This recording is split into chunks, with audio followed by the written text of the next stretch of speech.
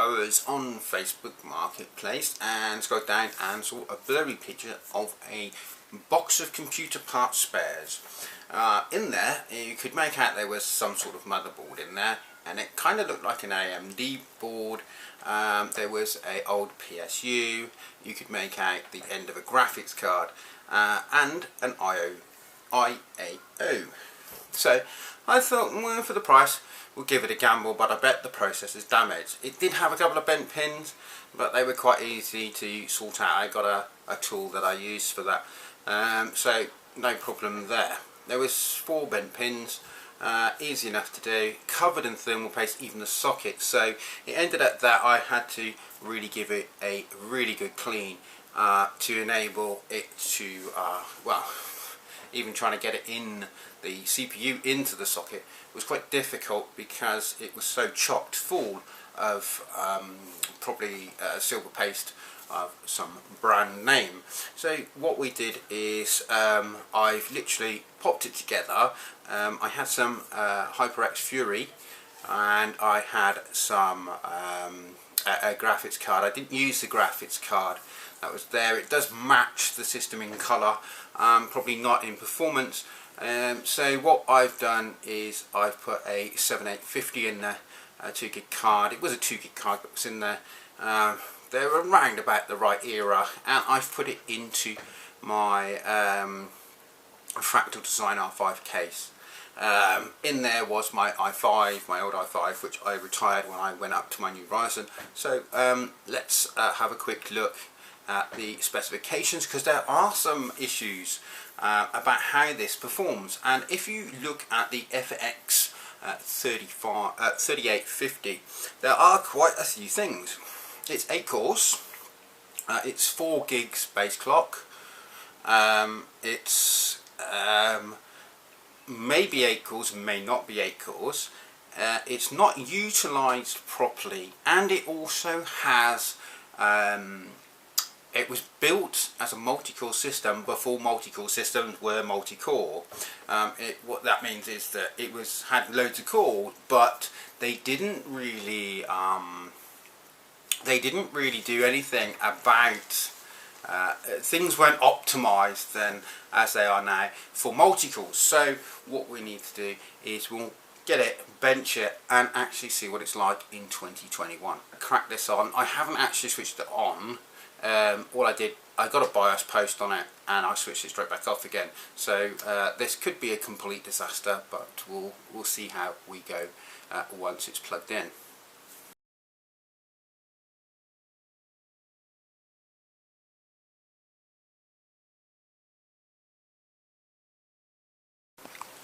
On user benchmark, we're quickly looking at the graphics card which may have actually been in the system, and the one I put in, which is the 7850, and the HD. So according to this, although these are 2GB, I'm looking at probably almost 200% performance increase, although it's 102, 109, 169 on their frames, or about 50% in frames better. Now both of these cards came out roughly at the same time. In fact, the 7850 is a little bit older than the 640, but these dates are never accurate on this website, so you should really not take any notice of their dates and just double check yourself about the difference. So we're looking at probably 50 to 150% maybe. I mean, look at this lightning score, 7 frames to 24 frames. You know, there's quite a bit of a difference there in performance. So we don't know whether or what the actual history of the system is with the graphics cards. Because I didn't buy the graphics or this hardware box by the original owner, we don't actually know what the actual use of the hardware was, or the specifications. So it's a bit of a hit, miss and maybe really when it comes to that. So let's crack on some furthermore. We know that it was the processor. I'll assume that it was around the same time, although there was 2 motherboards in the box actually. There was a old 775 in the box bottom there. So what we'll do is we'll have a look at that 775 and get a date from there, and then usually about 3 to 5 years someone would have upgraded their system. Now these are updated around 2010, 2012, all the way up to 2014. Although in 2014 I'm sure the 900 series was out anyway, which kind of really changes this perspective of when that actually was released, because it might have been a little bit earlier, probably about 2012, and would have been a mid-range card. So let's go on with some more.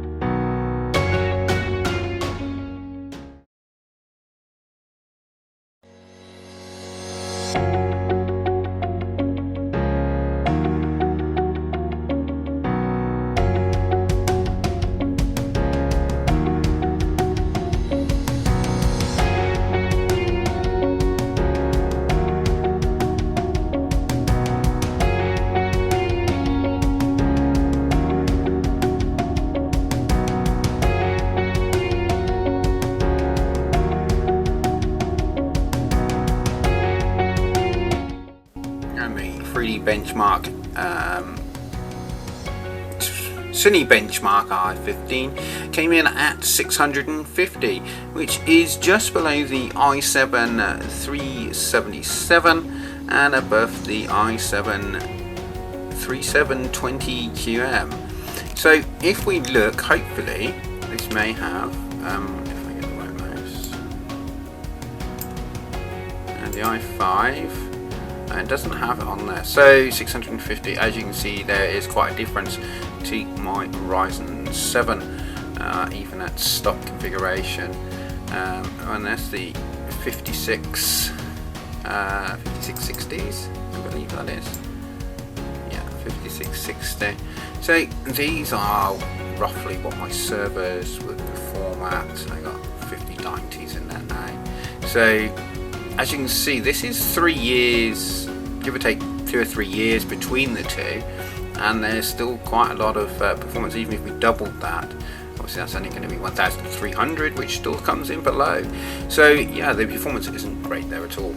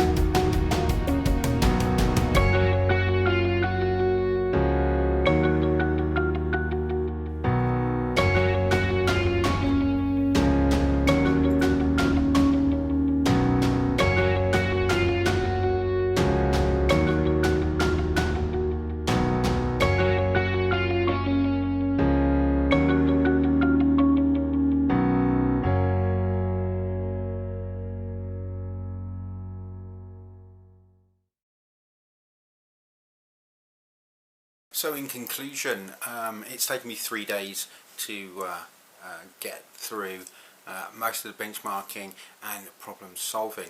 Yes, there was a lot of problems with this system. We had problems with, I believe it to be the cooling compound that was put all over the CPU socket.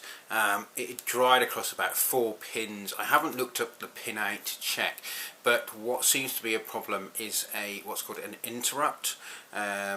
It's I'm not going to go into it. It's a coding thing and how systems work. It just seems that the performance of the SSD was really low, and there was points where the system would freeze on multitasking, which is part of the interrupt system. So that could be down to these contaminated socket pins. It may not be, it may be down to a motherboard fault, because we are talking about old tech now. It could actually be down to the actual system itself, as it was at the time, which then makes it an abysmal system to use because of this. Well, let's put it this way, a Q6600 would be more smoother to run, because what was happening as I was opening multiple tasks on the system, because we did office benching and general use testing, is that when you open 5 or 6 things, it was really struggling, whereas obviously a newer system won't. Even going back to probably older tech, the 775s, the problems when you opened 2 or 3 applications was significantly pronounced on there. And as you can see, I was showing the bench performance from this SSD drive, and it actually went down and got stuck at 45 megabytes per second read and write at one time. It was that bad. Microsoft seems to have caused a bit of an issue where it's a driver issue, but there's also what looks like a hardware controller chip on the system, and that may be interfering it as well, because it actually offers various commercial grade communications, which is not normal on most motherboards anyway. So yeah, the controller could be the problem, the pins could be the problem. I actually changed the SSD cable because I thought, oh, I wonder if it's a broken one or something like that. But no, I don't think it's that. I think it could be either that there has been crap all over the socket, so that could be an issue. So I'm going to have to be inconclusive a bit on this, because that problem is a major issue for someone like me who actually wants to be able to use a computer. So in respect of the gaming, yeah, if you're after 60 frames per second or thereabouts, give or take 3 or 5, it's not a bad system. It does perform quite well. In fact, in 3 of the games that were tested, it shouldn't have run at all, according to mainstream media and sales preps.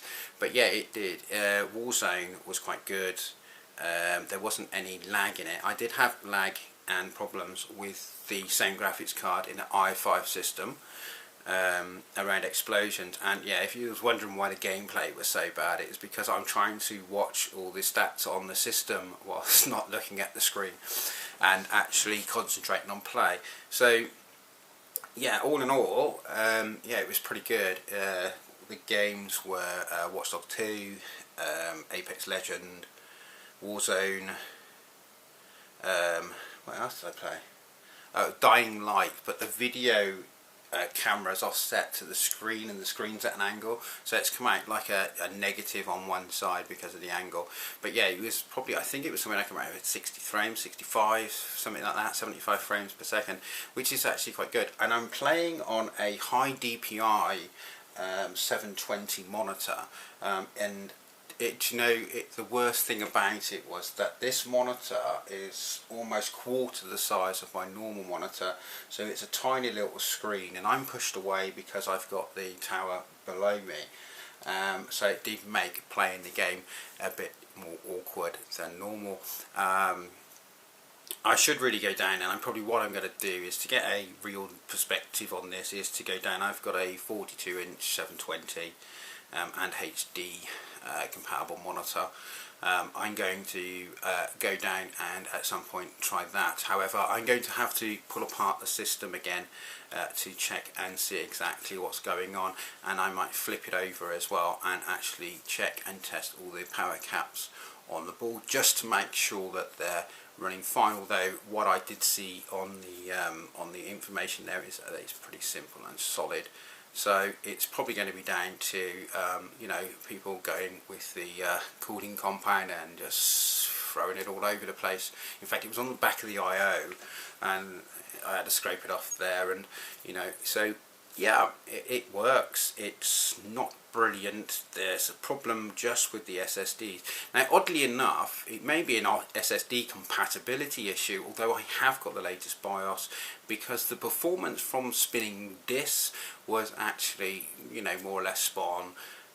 You know, I was getting 219 megs through the IDE bus, SATA bus. So yeah, there is a bit of a problem there. Yes, I did try the different types of modes for the SATA on there, and it just doesn't seem to. It just simply just doesn't work well. It was going up and down and all over the place. Of course, we had Windows updates constantly, even though it was told not to. It still wanted to do 150 million updates, which really dragged out the days of having to do this. The SSD was in my P67 i5 system, and I transferred it over because Windows has been pretty good at transferring over from one system to the other.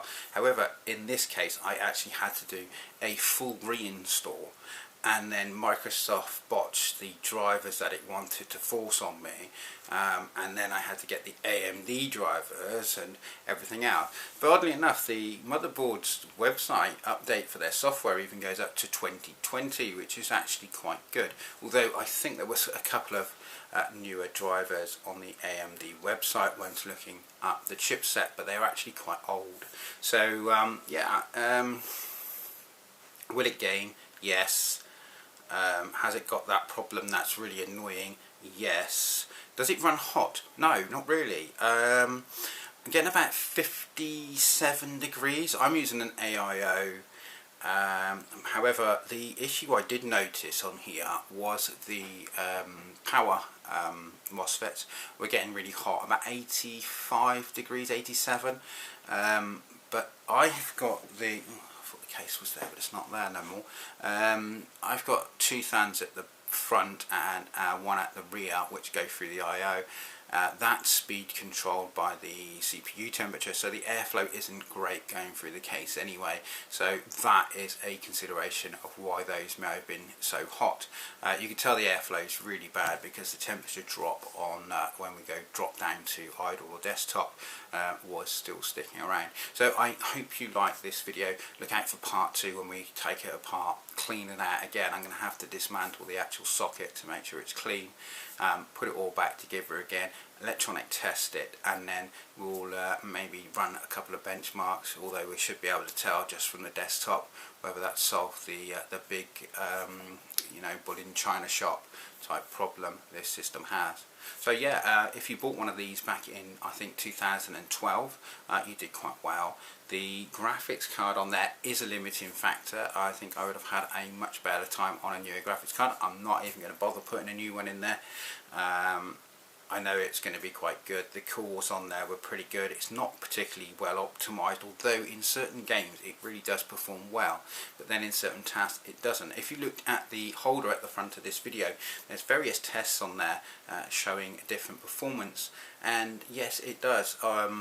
It performs very differently than what you would expect, and that's because the architecture differences are quite significant, such as the RAM performance on there, the processor performance on there, and the microcode, as well as everything else. And it's like it's an 8-core, but it's not an 8-core. It's more like a 4-core, you know, 8-threaded processor, and it kind of swings in roundabouts because it's definitely not a even as expected in every way. So yeah, so it's really interesting. It's like one of those, you know, I perform well in this but not this, but I perform like this tech but I am this tech, but only in certain aspects, and it's all over the place. It really is. So yeah, if you were looking for a retro type system or a gaming system, yeah, these are recommended. Yeah, why not? It plays games perfectly fine. I'd go for something like a 960 or the 1050. No, I wouldn't go for a 1050, I'd go for a 1060, because a 960 would be the same as a 1050. In fact, the 960 actually outperforms the 1050. So yeah, and be careful on the board. This particular board has PCI Express 2, not 3 on it. So some chips did, and some boards did, and some boards didn't support the faster bus on the system. So that's a consideration you must look out for to make sure that you're getting the right type of performance that you should be getting from your system. So I hope you liked the video and you didn't find it too boring, and the video quality on these screen catches off this camera weren't horrendously bad. It doesn't actually look bad on the screen that I'm looking at here, although it's tiny. You know, so yeah, if you like the video, subscribe. Don't forget to do the playlist, because I do have videos on other subjects as well. Thank you for watching.